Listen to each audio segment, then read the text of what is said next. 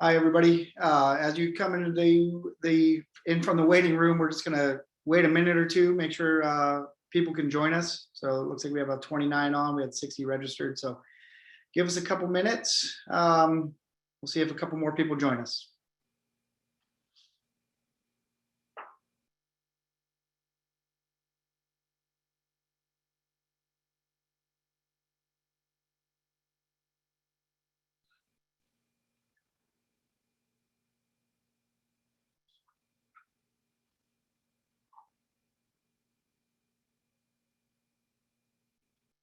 All right, slowly ticking up on those participants. I like to see it.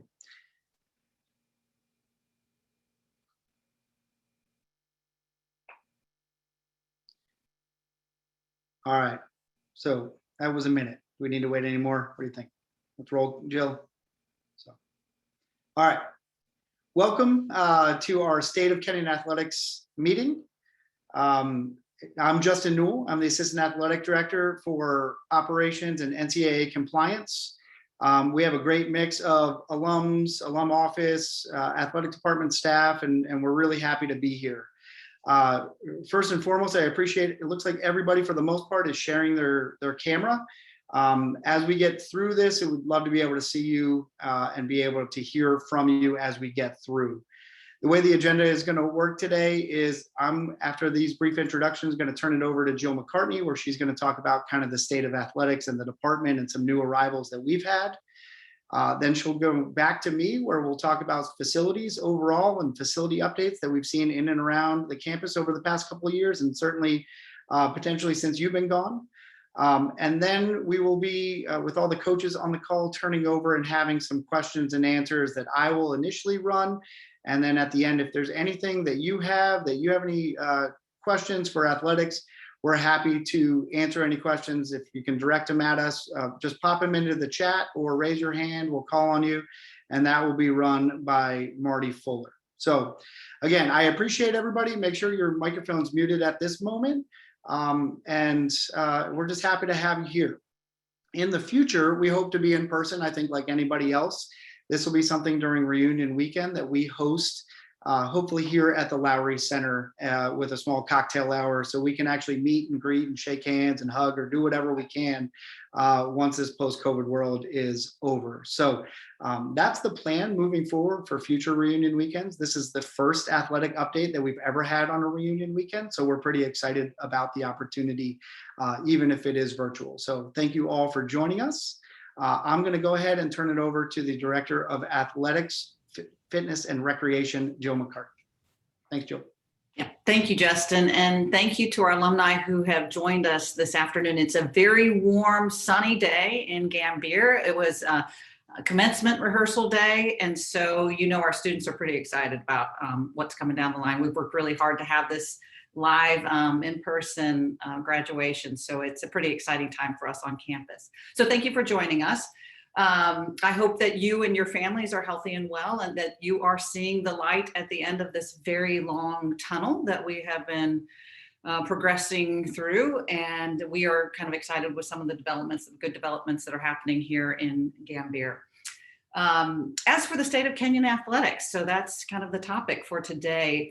I'm going to start with just saying the first thing that impressed me in coming to Kenyon, which was just about 3 years ago, is what's central to what we do, and that's our student athletes. We have really gifted student athletes who are amazing students. They truly are the student athletes that we talk about in athletics, but they're amazing students who are dedicated to their coursework, they're dedicated to careers, they're dedicated to learning, they're committed and focused, all those really great attributes, and then they go on to do wonderful things, and we get to hear from you as you go on with your careers.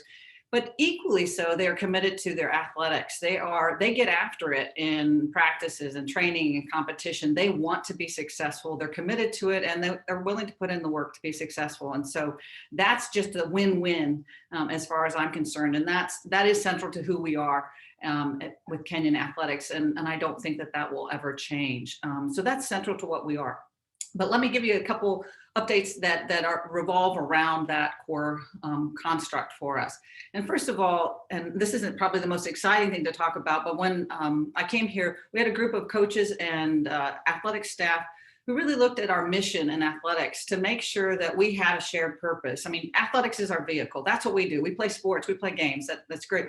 That's really important to what we do. But we need to have a shared purpose that keeps us committed to the same kinds of goals and understanding what we're doing through athletics to ensure the student athlete experience is what it should be. And so what we came up with as that group was Kenyon Athletics fosters learning, develops community. And that's something that's a shared purpose within student affairs and with the college in general. But we focus on 5 core values in athletics, and those are citizenship, competition, resiliency, sportsmanship, and teamwork within Kenyon's unique campus culture. And I will tell you that we make use of these values, this mission. They are what guide our performance reviews with our coaches and staff, and they are what inform our student athlete survey. So we're asking our student athletes to give us feedback. Are we delivering on what we say that we're about in terms of this mission in athletics? And I will tell you too, that the mission has been especially important for us this past year. You know, we do athletics, right? That's our vehicle. That's what we get up and do every day. That's where our joy is and our passion is. And this past year has been hard on us in athletics in terms of being able to pursue that. And so I'm really grateful that we had this mission that helped give us this purpose and remind us of what we're about, even if we're not doing it in the traditional way or in the ways that we're used to. So, you know, just to give you some examples, you know, we had to think about, what does citizenship look like on a campus during a pandemic?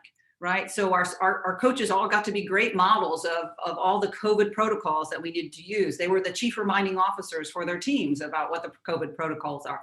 We also were able to kind of leverage our student athletes, and we only had, for the most part, first years and sophomores on campus in the fall, but we asked them to be leaders on campus, to model the behavior, to be the citizens that we wanted to have on our campus. And we think that they delivered just unbelievably so. We also took this time over the course of this past year to make a serious commitment to anti-racism education. This started last summer and with statements of solidarity that then progressed on to actions. In the fall, we had 2 walking in our shoes panels, one with current student athletes of color and the other with alumni athletes of color, really powerful gatherings for our department. And then in the spring, all of our teams, all of our staff were involved in anti-racism education that involved doing and thinking and learning and reading. And that culminated in a department discussion, but that is also moving forward into the next year. And so again, that's what we were doing with citizenship. For competition, this was really interesting. How do we reframe competition when that's the one thing that we couldn't do in our traditional way? And so in the fall, that we had some certain challenges, and I'm sure some of our coaches will talk about that later. And then in the spring, we did do competition, but we were missing some key things. We had to really think about how do we do competition? What do we value in competition, even as we don't have our full rosters, or even as we don't have our full complement of games. So certainly that was a challenge for us that we found. And then resiliency. Resiliency was the key word, I think, for this past year. We're probably tired of it because we've gotten to use it so often, but it was, you know, how we made sense of the opportunities out of the challenges that we were faced with, and how did we create that narrative that we wanted to have. So that's just a kind of capsule form of what we've been doing with our mission. And I know that we're eager to get back to pursuing our mission through the vehicle of athletics as we're used to doing it. But I am very proud of our teams, particularly our coaches and staff and student athletes, in everything that they've accomplished this year. And speaking of our coaches and staff, I want to turn to the next point, which is we do have new staff over the past 3 years. And so I thought I would introduce the people who have joined us. Among our head coaches, James Rosenberry. He came on board about 2.5 years ago as our head football coach. Last year, Dwayne Gomez, legendary track and field cross country coach, retired. And so we restructured those programs. And so JJ Hunter is our head track and field coach. Kira Kassan is our head cross country coach. And then over the summer, we found that we needed to hire a new head volleyball coach. So we were really fortunate to be able to find Rosanna Scara who became our head volleyball coach. As a point, just for anybody who might find this useful, it is not really a good idea to hire new people at the beginning of a pandemic. I would really recommend that you wait to hire them at the end of the pandemic so that they can actually get to know people. But we were able to hire Grace Elliott just recently as our new head women's basketball coach, and are grateful to be able to welcome her in person and get to know her that way. Other staff that we welcomed in the past, actually 3 years ago, Brett Worsham is our new head strength and conditioning coach. I guess he wouldn't probably say he's new anymore, but he's maybe new to some of you. Alan Kavanaugh came on about the same time, really taking charge of our equipment operations and building management. And so we're really grateful to have them. We have had also quite a few assistant coaches who have left us to become head coaches. We've got a number of searches underway. We'll probably have as many as a dozen new assistant coaches joining us. And so that's exciting to have that new energy coming up on board with us. But terrific staff. We couldn't have asked for better people to join us and to be part of this great team that we have. And then one last thing that I will mention before I turn it back over to Justin is this past October, we were really fortunate to have our building, the Kenyon Athletic Center, the CAC as most people know it, and are trying not to use that term anymore. We were really fortunate to have that renamed in honor of William Lowry, class of '56. So we now work in the Lowry Center. It is this beautiful building that we have here. About Bill Lowry, he is that exemplary student athlete that I was talking about earlier, right? He's a 3-sport student athlete. He captained the football, basketball, and baseball teams. He was a student body president. He was involved in Beta Theta Phi, so the first Black man nationally initiated into that fraternity, 5th Black person to graduate from Kenyon. Just a really tremendous citizen on campus, but also was part of the board of trustees for several decades. Just an exemplary human, exemplary student athlete to have our building named after and honoring. So those are kind of the key, the chief hits for us, I would say, over these past 3 years that I wanted to talk about. And I'm going to turn it over to Justin to discuss facilities and some other plans moving forward that we're excited about. So thank you again for being here. Yeah, thank you, Jill. Again, the Lowry Center, formerly known as the Kenyon Athletic Center. Some alumni may know the Ernst Center or the Werther Fieldhouse or whatever it may be. So the Lowry Center, as we come to love it, is just a phenomenal place to work for us. And so any facility discussion immediately goes to the Lowry Center and what it is. It's the central hub of a lot of what we do here on campus. As I was talking with our reunion colleagues here, as we're planning our commencement for 2021, it's going to be on McBride Field. We've used it in the past, the Lowry Center in the past, for rain calls and things like that. So this really is a centralized kind of student union hub. Even though Kenyon doesn't have one of those, this is a place where the community can really come together.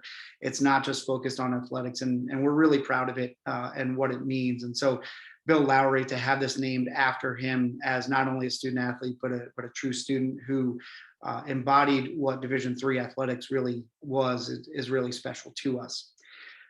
So with that, because this is our centralized hub, I'm going to give you kind of a facility tour update in general of what we've been doing over the past couple of years to upgrade different facilities, specifically a couple of facilities, but ultimately overall, we turned our attention in 2015 about looking to an athletic facility master plan for the first time ever on this campus.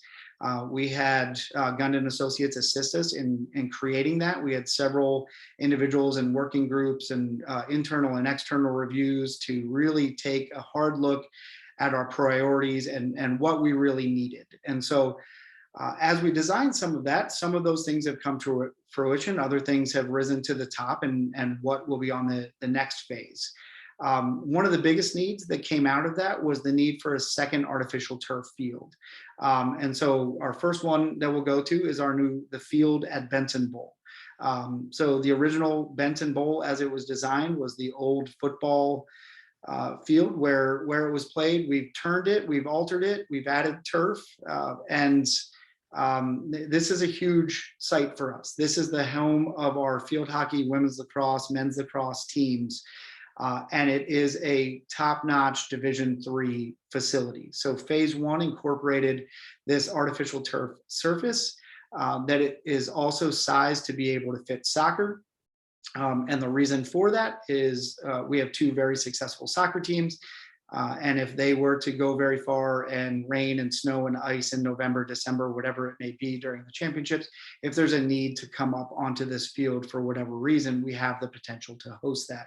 Currently, our McBride field is actually doesn't meet specifications for men's and women's soccer. So it was really essential for us to also have that need if we wanted to continue to host NCAA tournament games for men's and women's soccer. So not the primary use, but our primary use certainly is field hockey, men's lacrosse, and women's lacrosse. This impacted a lot of different programs, including football, track and field. And I would tell you, just the ability to practice on a regular basis rather than a shared facility has been huge for those programs. Track and field may be one that got lost in the shuffle overall in regards to that. But our men's and women's lacrosse teams can tell you that they practice on this field more rather than the one with the track. And if you've ever tried to dodge a lacrosse ball, this allows track athletes to really practice on a more regular basis, because this is where games were played, where in the past we would have to shut down track practice to be able to play a game on McBride Field. So this was clearly identified as a need for us. It's a wonderful facility and really embodies, I think, Division III for us. So phase one has been completed and as a game venue for that. Phase two would incorporate in the future a new press box, new stands, team benches, things like that, that would allow us to continue to grow this venue and just be a wonderful place for that. The next one is we had some problems. So as with any master plan, there's always sometimes some issues that force the needs to change slightly. There was an invasive weed species grass on our practice fields for our soccer fields. And so basically we pivoted, changed, and needed to attack that, but within our master plan. So having a master plan helped us design and implement these changes. So as our field was dying out as a result of these fields, we were able to substantially improve our soccer game field, which is Mavic Field, pictured here. In the lower left image also is incorporated two of our practice fields that are multi-use practice fields, but primary use for soccer, certainly field one, fields two, as we call them. So these are state-of-the-art sand-based grass facilities that really are phenomenal and showcase our teams extremely well on where they're playing and what they're doing. And I think men's and women's soccer would say they're extremely happy with the surfaces, and it really has allowed us to showcase that, certainly with the success of those programs and being able to host NCAA championships. We continuously are applauded for the ability to maintain grass as late as we are and hosting Sweet 16 and Elite 8 games on this field. So the other big project that we've had is McCloskey Field as well. So the other aspect of a master plan is a donor came forward and really looked at this as an opportunity to enhance the baseball program, as well as allow practice opportunities for softball in the winter if there needed to be an opportunity to get out on this field and practice. So obviously primary use for baseball for the most part here, but an infield turf facility for McCloskey Field has greatly impacted our ability just to play on a regular basis. Matt Burdett, our baseball coach, and feel free to chime in here, Matt, but the year prior to having this, nearly every game, I think we played one game on a regularly scheduled date that it was supposed to occur. The first year that we had this infield, we were able to schedule every single game that was potentially going to be played, and it wasn't impacted by rain. So a huge impact just to be able to have that, less impact to rescheduling, missed class time, changing of all that. This is a huge impact to what we believe is a student first type of approach. So just a wonderful addition to what we did. Additionally, we moved the the backstop out a little bit, shortened the outfield. It allowed room for bleachers to be placed behind home plate, and just really enhanced the venue with netting instead of windscreen and chain link fencing. So all three of these projects have been huge for us in the past couple of years, and we're just super excited about it. Before we go to the next project, Marty, we'll talk about kind of the next phases as well, because really it talks about where we are now. So the priority report that we have discussed and where we're going in the future as a group, we've continued to identify those needs based on what we feel the students need, what the program needs overall, what the campus needs, and where we feel we're falling behind our peers. Number one for us is our softball venue, and looking to enhance softball by probably relocating down into this area by McCloskey Field so that we can have some shared facilities. That is a real primary need for us at this point. As I mentioned, Benson Bowl, phase 2 in that, those are our two big ones. So having a press box, having the need, some permanent stands, restrooms, things like that, that would actually enhance Benson Bowl would be the next one. The next priority down would be a South Athletic building of some sort that would support Mavic Field, McCloskey Field, and the relocation of softball. If you've ever been down to these lower fields, there's not a lot of structures. Our athletic trainers would probably panic if there is lightning coming. There's no shelter in place. There's nowhere for people to go. There's no changing rooms. While McCloskey Field has restrooms, there's not a lot of support in this area. So we've identified that as a need for these facilities as well for the future to come next. Additionally, there's a parking need. Again, if you arrive down to these lower fields, there's kind of gravel lots, dirt lots, grass lots. So the ability to kind of come down there and have a welcoming environment to all the venues is specifically a need. Further enhancements to baseball, some permanent bleachers, the outfield fencing, some of those are additionally a need. And then we start to look at things up the hill a little bit more, McBride Field and the press box there, potentially enhancing with restrooms in that area as well. So again, as you can see, I'm not going into as much detail because they're a little bit looser, a little bit more flexible in regards to where we go with that. We've also identified the tennis facility in general as some things start to degrade in those areas,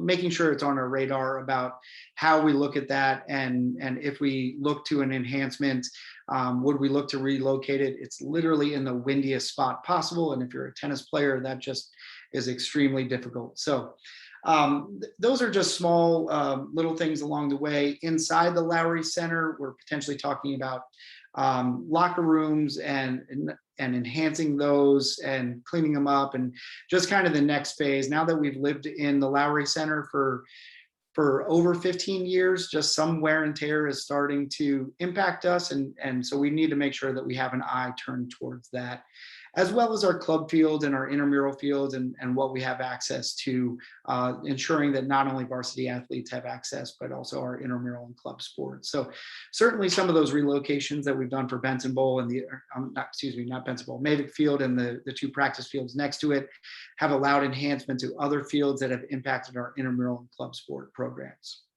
So as we return back into the Lowry Center, one of the biggest things that has happened over the past year, that really has been a 4-year project in the works, has been our awards displays.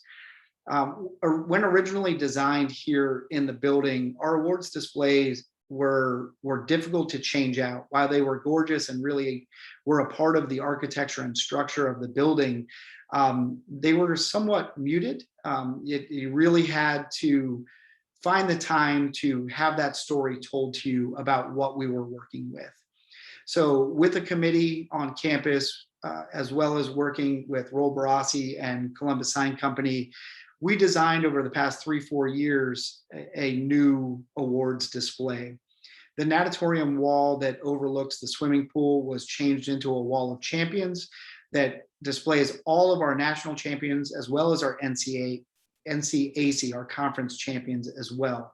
Previously, that was kind of on a wall that was somewhat hidden and difficult to find. And so we wanted to display this and put this up front and make it so that it was somewhat this shock and awe value of walking in to just note all the championships and the mentality that we have when you're walking in to the Lowry Center. So the top left image maintains that clear nature that the building has, where you can kind of see through it, but it invites you into different levels to be able to tell that story. Additionally, we built out some cases you see in the lower left-hand corner that is visible with our Hall of Fame areas. And so truly this hallway that was kind of a mixed match group of award winners now is this wonderful display. It enhances it with purple, which is our color, so not shocking there that we would go with that. So it's really something that is eye-popping and catching as you walk down, and really tells our story of our Hall of Fame members. So as we add people to our Hall of Fame, they're individual plaques that we pop into place and really allow them to tell the story. Previously as well, it was a costly measure to try to change those out. Our displays had not been changed since 2012 as a result of the sheer cost of being able to do this. So this one-time change that we did now allows us to change it out on a yearly basis to really honor those individuals regularly that have made a serious impact to the college. And so this is a wonderful impact to us, and we greatly appreciate all those that have come before us and really just able to tell their story. So it's a wonderful addition to the Lowry Center.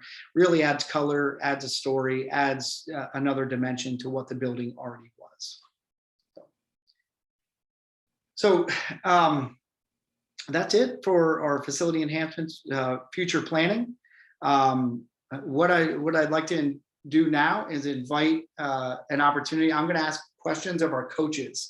And then ultimately, feel free, I'm going to call on them kind of one by one here with some prepared questions, but we certainly want to leave 10, 15, 20 minutes at the end for those of you who have joined us to ask questions of any of us. Again, this is a work in progress for what we're doing. We're hoping, again, to meet in person and just have mingling opportunity rather than this real structured outlet. But this is not the way athletics normally works. We just want to be able to build these relationships with you. So without further ado, I'm going to go ahead and ask our first question. And I'm going to pick on Kelly Bryan first. But sorry, I see you. I'll give you some time to prepare and unmute here. But Kelly, I know being our SWA as well and our women's soccer coach, can you tell us a little bit about the preparation for what your fall season was like, how you handled that, and how you kept your student athletes engaged? Thanks, Justin. Hello, everyone. It was definitely different. This is my 18th, I think, year at Kenyon. I lost track.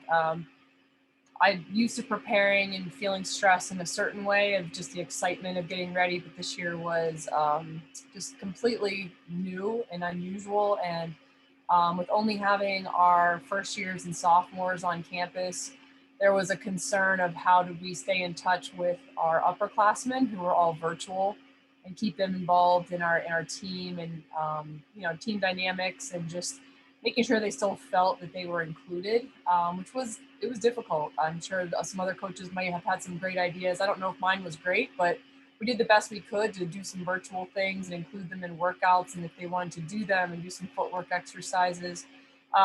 We were able to train a very slow build up to our process. Essentially, it felt like we were doing a summer workout packet together for the first 2 weeks because we weren't allowed to share equipment. They couldn't pass a ball to each other, which was unusual. So we did a lot of things off of kick walls and a lot of drills and some fitness, and just, again, it was like a summer prep, but you were doing it with your teammates. So I guess it wasn't too terrible. Just a very slow process, and one that I think still allowed us to bond because we all had to use it more than ever. We just really tried to focus on keeping our day as a really positive part of their day because of the unusual stress they were facing in the classroom with all the COVID protocols and masking and things that just, they take a toll on you. And so we just wanted to make sure it was a positive outlet. And we did that. We still found a way to be competitive and still try to get a little bit better, but with limited numbers. And we did get to finish for women's soccer anyway. We did get to have one inter-squad scrimmage, which was nice to just feel like you were playing some kind of a game, and to go on Mavic to do that for one Saturday was a nice way to finish things off in the fall. Would love to get back to some actual competition next fall, but I think we did the best we could, and still had a meaningful experience. Thanks, Kelly. So James Rosenberry, our football coach, expand on that a little bit. I know we've had a lot of conversations, but share with everybody here about kind of what you learned and what you're going to carry with you that you learned in the fall, that you'll carry with you for next year and the years follow. Oh boy, that's a great question. Gosh, we learned a lot. We learned a lot about ourselves. We learned a lot about our players and how they learn. We learned a lot about patience. So I think we're going to have a greater appreciation for the opportunity to be together, and how that every opportunity to be on the field is really a blessing. And I think that's something that extends not only to the coaching staff, but to our student athletes, really to everyone. So I think that's probably the biggest takeaway. I think it's changed the way we coach to a certain extent, because we've seen how being away from the sport, how not being able to, come in great physical condition can change how you need to practice, can change how you need to prep for your sport. But again, the biggest thing is just how fortunate we are to be here and to be together. Thanks, James. So Rosanna, I'm going to pick on you a little bit. So as Jill mentioned, Rosanna was one of our coaches that came in during a pandemic without the ability to meet anybody, and was asked to coach a team in a pandemic. So talk about the difficulties of that and trying to get to know a team that you had never met during a pandemic, and half of them weren't even here. Yeah, thanks, Justin. The fall was pretty difficult. I'm a very social person, if you've met me before.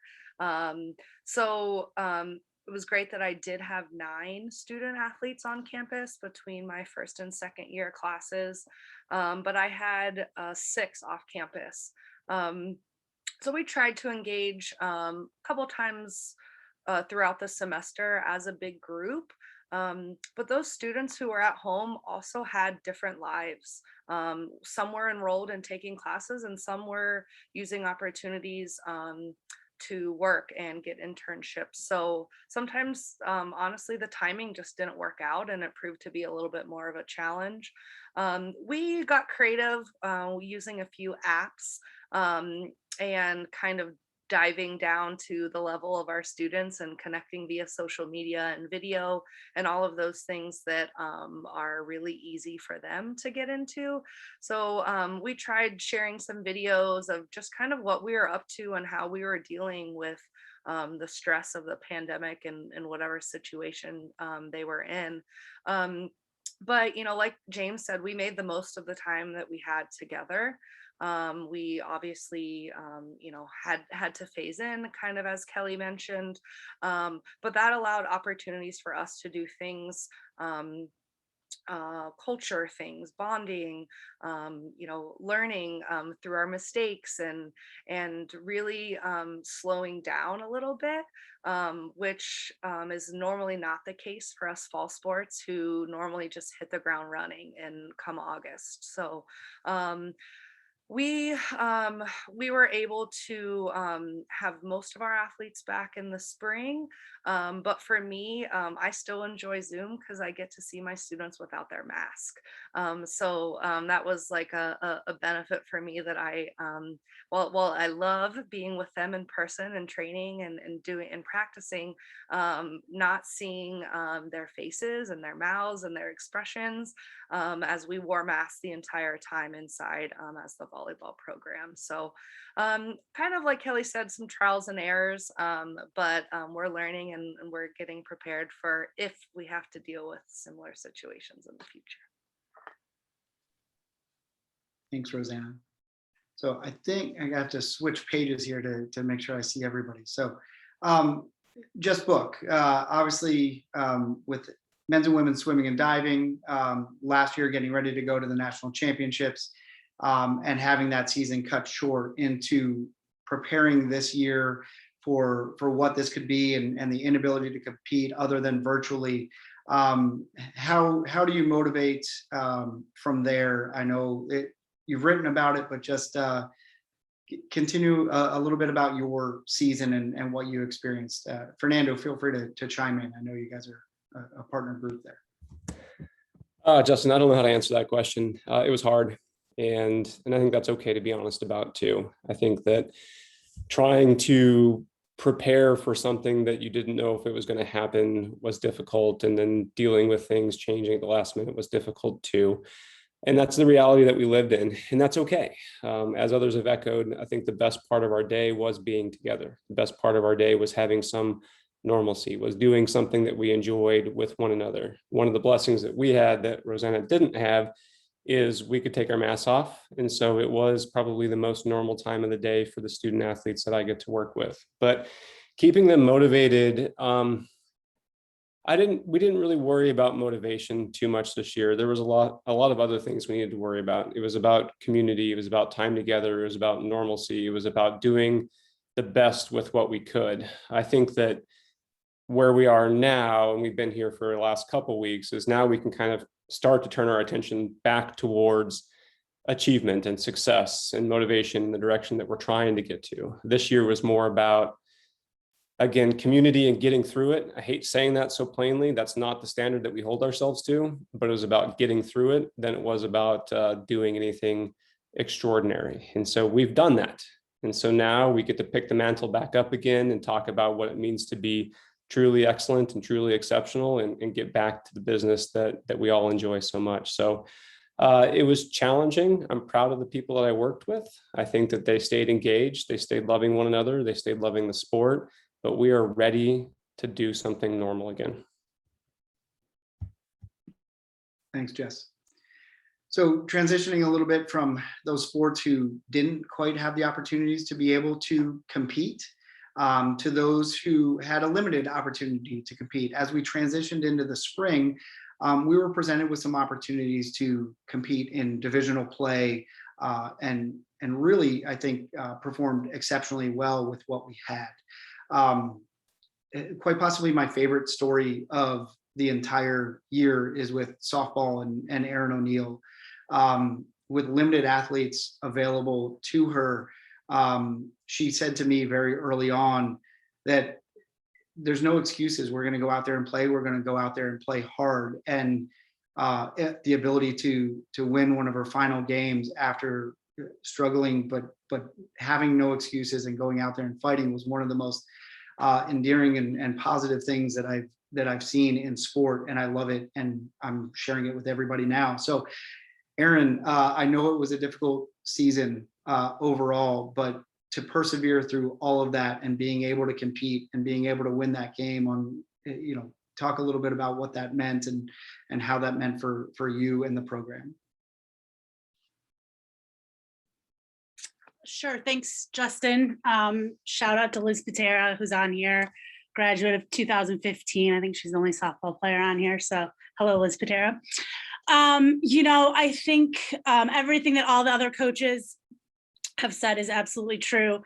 But I think that what made our team so special this year, because we faced a lot of adversity, we had some really fun moments. It's kind of hard to sum up a season in words because all of the words contradict one another. I struggle to say like it was fun, even though we didn't win, because winning's fun. But the takeaway that I have from this season is just how great the people are. I couldn't, we were able to hire an assistant coach, an alum, Lauren Graff, at the last second. Couldn't have been a better partner in crime, someone to support me and the girls, our athletic trainer, Libby, and then the players themselves, in a season where we had a lot of things stacked against us, they came every year or every day to practice, engaged, coachable, willing to listen, stay invested, and always with a smile on their face and a sense of humor, which are things that are really important in our program. So to win that game on the last day on senior day and have our sole senior catch the final out, was a sense of relief, was a sense of exhilaration, was a sense of excitement. It was all of those things, and it was really awesome. So for all of the tough times, there were a lot of shining moments that certainly will make me never forget this season. So yeah, it's pretty surreal. Thank you. Thanks, Erin. I want to be cognizant of time, make sure that if there are questions, we'll open it up. If not, I can continue to bombard people. But there's one final question for the one sport that's still playing in the quarterfinals of the NCAA championships. Scott Tilkey, talk a little bit about navigating your world and moving forward. Yeah, tell everybody to be quiet. You're about to talk. So yeah, so Scott, you're still going, you're still able to compete in the national championships, navigating COVID all the way through to this. So how's that feel? Well, right now we're getting ready for dinner for all of the people that are still in the tournament with us. So we've got a lot going on right now. So it really has been a different year for us as well. I mean, we normally have probably played about 25 matches at this point, and we've only played 10 so far. So that was different, but I can tell you the opportunity to play, and as we saw the light at the end of the tunnel, and we kept moving closer and closer to having an NCAA championship, and then the NCAA having to relocate where the championship was going to be.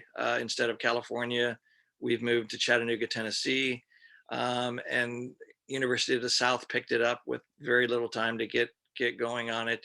I talked to the coach there just recently and just thanked him so much for hosting this event, because without them stepping up, I don't think we would have had a national championship. And so I'm grateful to them for stepping up and doing this. And the players they're excited. They're actually a little stressed out because they had to rearrange all of their finals, which took place this past weekend while we were at the first rounds of nationals. So that was a little bit of stress, and now they have to graduate and move out of their dorm all at the same time as us getting ready to go. So this has been a really crazy week for us because we've got so many different things going on. But I think it's interesting to see how much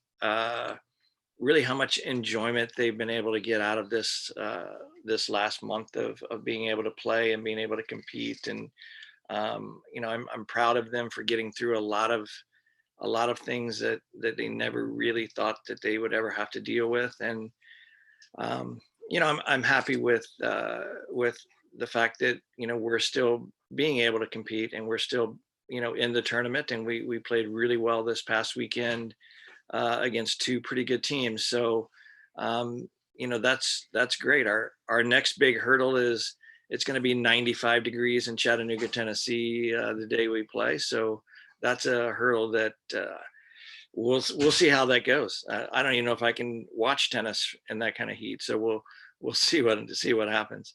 But it's been awesome. The kids have been great. I've been unlike most of the coaches here, I was really fortunate that I have my entire women's team here on campus this semester. And I don't think anyone else on this call who's coaching here was as lucky as I was. So I think that's a great break for us. Had all of them not been able to be here, we probably wouldn't still be playing. So we caught a lot of lucky breaks, and we got lucky with the NCAA going ahead and hosting. And so it's exciting. We leave in 2 days, and hopefully we'll still be playing come Tuesday. Yeah, thanks, Scott. Our women's tennis coach, Richard. So real quick, and Jill and anybody else, help me if I forget anything. This is not intentional to forget anybody. Just obviously our women's tennis team won the conference championship and has moved on to the quarterfinals. Our men's lacrosse team went to the conference championship game for the first time in forever, as far as I know. Lawrence Courtney with men's golf was the athlete of the year. We had outstanding seasons across the board in spring. I have not seen baseball released yet. If we had any player of the year or anything in that area, I think they're still going through conference champion. Did I miss any awards or anything? Anybody that I'm aware of? I don't want to miss anything. So we had just some outstanding, men's basketball. I will mention somebody, Ugi Zelinskis, was an award winner like 5 times over here on campus for us, and so has done an exceptional job as well, and a personal favorite of mine for the 4 years that he worked here in our Lowry Center as well. So I'd love to open it up to questions. Either add them into the chat. Marty, if there is something in the chat, feel free to ask that to the coach. If people want to raise their hand and ask a question or just chime in, feel free to anybody, coaches, Jill, myself, the alumni. So thank you, alumni office, for putting this on, by the way. This is wonderful. This is going to be an opportunity for us to moving forward as well. So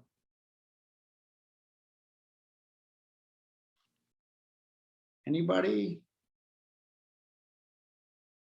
I can also give time back to people if they don't want it.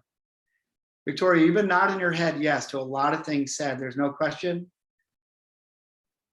I'll go, I guess. Hi, everyone. I'm Victoria. I was a swimmer during my time at Kenyon, graduate of 2011. Hi, Jess. Hi, Fernando. Good to see you. You talked about it a little bit, but I'm curious on how you worked with other aspects of campus, especially on the topic of mental health, because I imagine that for everyone kind of either on campus or off, this year was really difficult. So how did you kind of work with other campus partners or just with your team on that kind of aspect of their student life?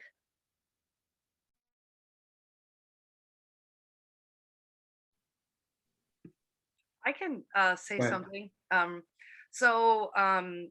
Great question. First of all, I think that was a big concern that many of us had as coaches, was how were our students going to deal with being in an environment during a pandemic, with all the COVID protocols.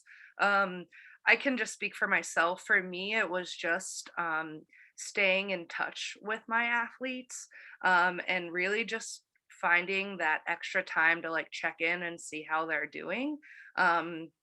We're not mental health professionals, but we are the people that see them most, and usually can kind of sense moods and those kind of things.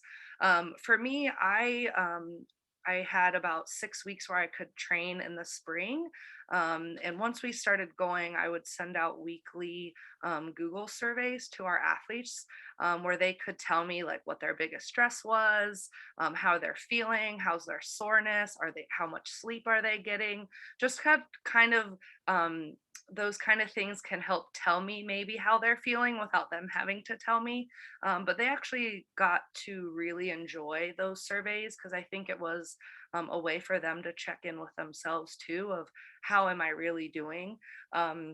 So that's a tool that I played around with this spring and hope to use moving forward.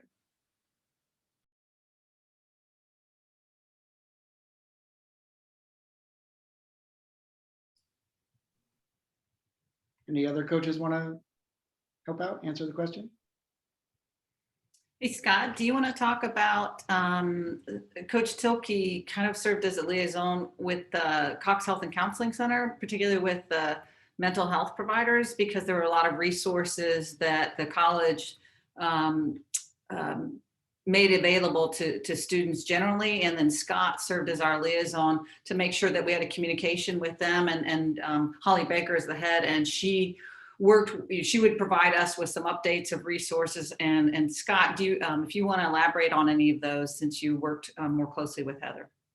Yeah, one of the really nice things that the health center did and the counseling center did was because we did have students that were not in Ohio, they actually could not be meeting with the counselors here and could not get help through the counseling center here.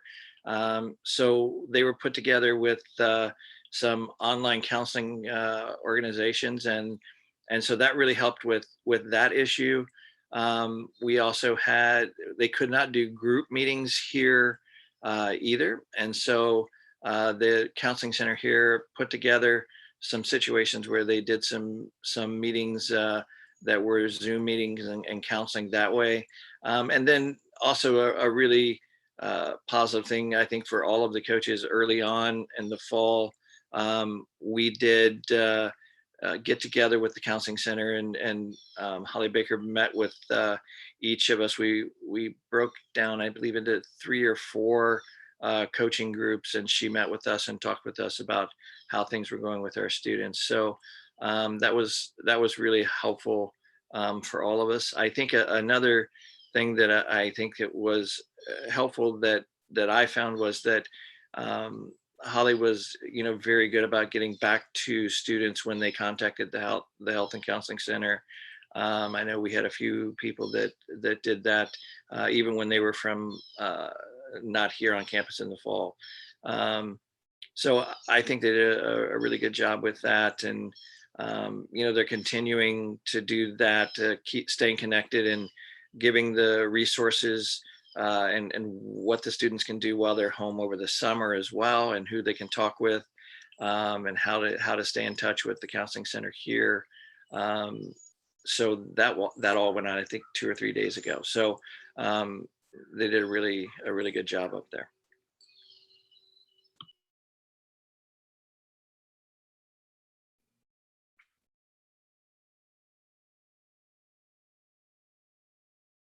All right. One last call for questions. Anybody? All right. Well, we'll give you a couple minutes back in your day. Again, I want to thank the alumni office for putting this together virtually. Thank you to the alumni for coming on and joining us and learning more about it. Feel free to, if you have additional questions, just let us know, shoot us an email. We're available on the website. Beyond that, thank you for our coaches and staff for being available to answer questions. I know I warned you that I was going to put you on the spot, so thank you for all that.